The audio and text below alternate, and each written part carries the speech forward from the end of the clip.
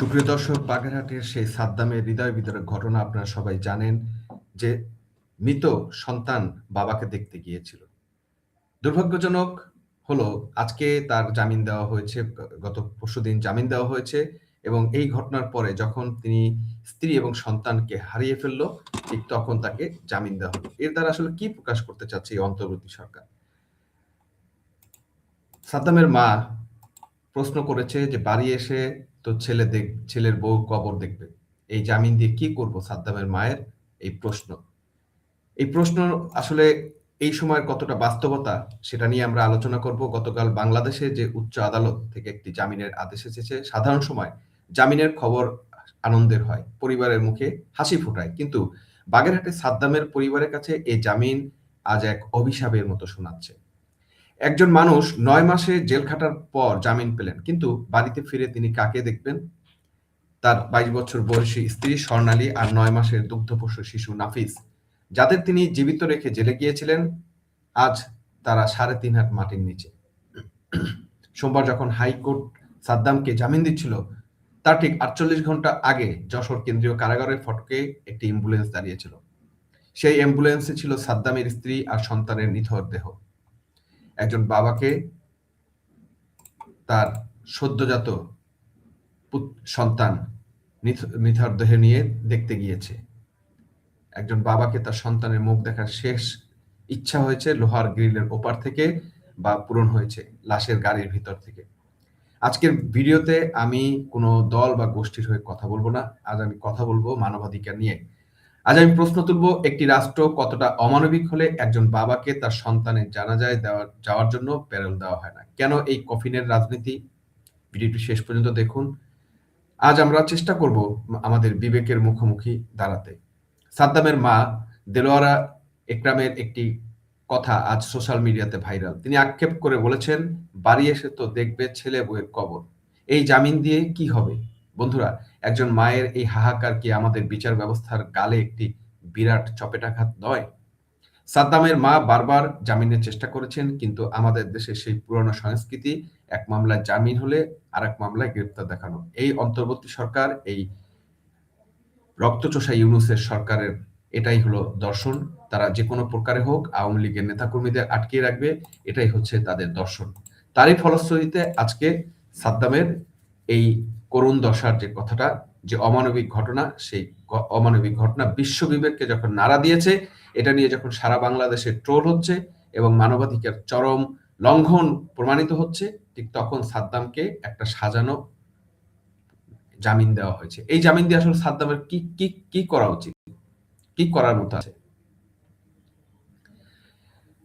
এই শকুনি খেলা খেলতে খেলতে আজ একটি সাজানো সংসার শ্মশান হয়ে গেল। মা ও ছেলের মরদেহ উদ্ধার করা মাত্র একদিন আগেই যদি সাদ্দাম জামিন পেতেন, তবে হয়তো আজ এই দৃশ্য আমাদের দেখতে হতো না। রাষ্ট্র কি তবে এই মৃত্যুর দায় এড়াতে পারে? যখন একজন মানুষ কারাগারে থাকে, তার পরিবারের নিরাপত্তা এবং মানসিক স্বাস্থ্যের দায় কি রাষ্ট্রের উপর বর্তায় না? সবচেয়ে ভয়ঙ্কর বিষয় হলো প্যারোল না দেওয়া। সাদ্দামের পরিবার আবেদন করেছিল, তার শ্বশুর জাতীয় পার্টির নেতা রুহুল আমিন হাওলাদার রাষ্ট্রের কাছে বিচার চেয়েছিলেন, যাতে অন্তত জানাজায় অংশ নেওয়ার সুযোগ দেওয়া হয়। কিন্তু সেই আবেদন প্রত্যাখ্যান করা হয়েছে। কেন প্রত্যাখ্যান করা হয়েছিল? কারণ সাদ্দাম একটি নিষিদ্ধ সংগঠনের নেতা। নিষিদ্ধ সংগঠন কোনটা? যে সংগঠনের হাত ধরে বাংলাদেশের জন্ম, সেই বাংলাদেশ ছাত্রলীগ। ধরে নিলাম তিনি অপরাধী, ধরে নিলাম তার সংগঠন নিষিদ্ধ, কিন্তু একজন মৃত ৯ মাস শিশুর কি অধিকার নেই তার বাবার কাঁধে চড়ে শেষ বিদায় নেওয়ার? মানবাধিকার কি শুধু বিশেষ রাজনৈতিক দলের জন্য সংরক্ষিত? সাদ্দামের শেখ শুভ ঠিকই বলেছেন, এদেশে সব নাটকীয়তা, লাশের গাড়িকে জেল গেটে নিয়ে দেখানো একটি নিষ্ঠুর রসিকতা ছাড়া আর কিছু নাই। এটি একটি মধ্যযুগীয় বর্বরতাকে হার বানায়। দর্শক, ৭১ সালে আমরা যেটা দেখেছিলাম, এই রাজাকার, এই আলবদর হানাদার বাহিনী পাকিস্তানি, তারা বিভিন্ন উপায়ে বাংলাদেশের মানুষকে হত্যা করেছে, বুদ্ধিজীবীদের হত্যা করেছে, এবং তাদের প্রতিটা মৃত্যু আমরা দেখেছি কিভাবে হত্যা করেছে। পিছনে হাত বেঁধে, চোখ বেঁধে গুলি করে মারা হয়েছে। ঠিক আপনারা দেখেন ৭১-এ সেই বর্বরতাই এই জামাত ইসলামের হাত ধরে, এই জামাতের গডফাদার ইউনূসের হাত ধরে আজকে সেই বাংলাদেশেই আমরা প্রবেশ করেছি। তার মানে এই জামাত তখনও নৃশংস ছিল, এখনো নৃশংস। তখনও তারা মানুষ হত্যা করতে দ্বিধা করেনি, তাদের হাত কাঁপেনি, এখনো তাদের মানুষ হত্যা করতে দ্বিধা করেনি। সামনে যদি ক্ষমতায় আসে, তাহলে এরা সারা বাংলাদেশে রক্তের বন্যা বসিয়ে দিবে, সেই আশঙ্কা কিন্তু কেউ উড়িয়ে দিতে পারে না। এরা এত ভয়ঙ্কর, এত নৃশংস, এই মুনাফেক জাতিটা, এই মুনাফেক জামাত এতটা ভয়ঙ্কর, সেটা আপনারা এদের শাসন না দেখলে কল্পনা করতে পারবেন না। যদি জামাত কোনো রকমের ক্ষমতায় আসে, তাহলে বাংলাদেশের মানুষের জন্য এক দুর্বিষহ জীবন, দুর্বিষহ দেশ অপেক্ষা করছে, যেটা আমরা বলছি, হয়তো আপনারা তাদেরকে ভোট দিয়ে তারপরে অনুভব করবেন।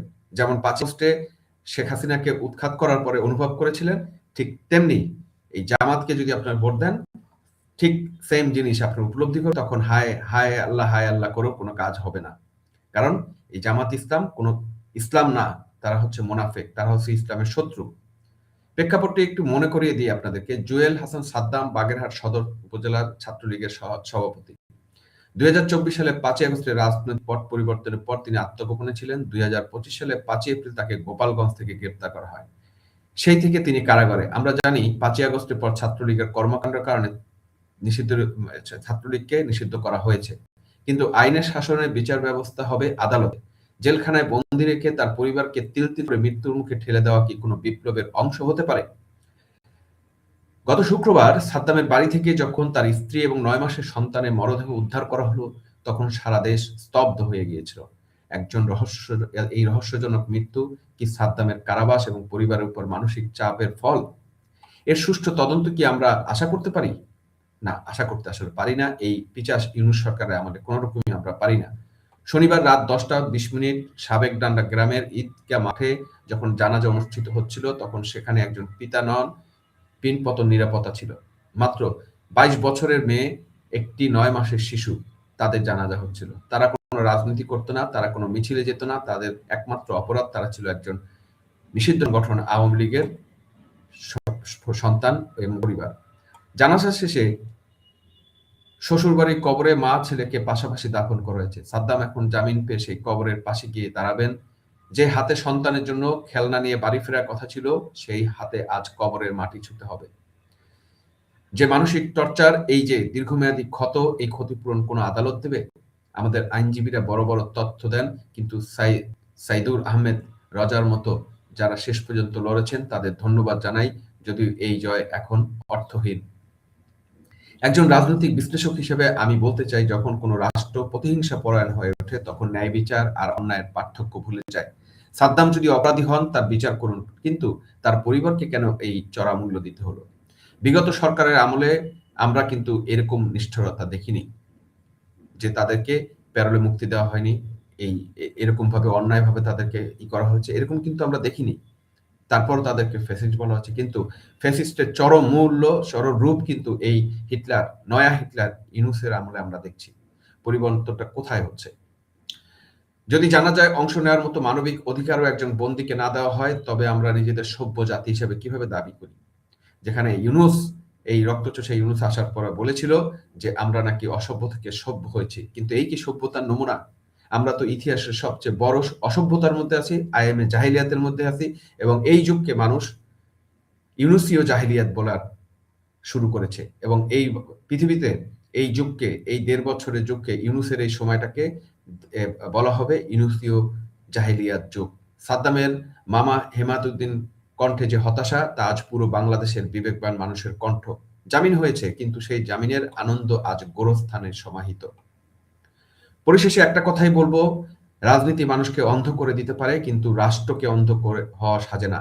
সাদ্দামের মা আজ বাড়িতে ছেলের জন্য অপেক্ষা করছেন না, তিনি অপেক্ষা করছেন ছেলের হাহাকার শোনার জন্য। সাদ্দাম যখন বাড়ি ফিরে দেখবে তার স্ত্রী সন্তান নেই, তখন তিনি রাষ্ট্রের উপর কি আর কোনোদিন আস্থা রাখতে পারবেন? নাকি সাদ্দাম প্রতিশোধের আগুনে জ্বলবেন, এই রাষ্ট্রের বিরুদ্ধে কোনো ব্যবস্থা নেবেন?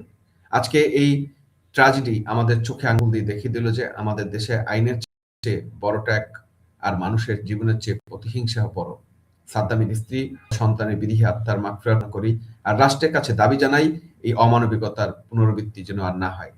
দর্শক, আপনারা যারা ভিডিওটি দেখছেন, আপনারা কি মনে করেন সাদ্দামকে প্যারোলে না দেওয়াটা সঠিক ছিল? রাজনৈতিক পরিচয়ের ঊর্ধ্বে কি মানুষের জীবনের কোনো মূল্য নেই? আপনার মতামত কমেন্টে জানাবেন। ভিডিওটি শেয়ার করুন, যাতে এই কান্নার আওয়াজ অন্তত নির্ধারকদের, বিশ্বের মানুষের কাছে, মানবাধিকার সংস্থাগুলোর কাছে, বিবেকবান মানুষের কাছে পৌঁছায়। মানুষ হন, তারপর রাজনীতিবিদ হন। আজ এই পর্যন্তই, বিদায় নিচ্ছি। ভালো থাকবেন, দেখা হবে পরবর্তী ভিডিওতে। ততক্ষণ সুস্থ থাকবেন এবং নিরাপদ থাকবেন।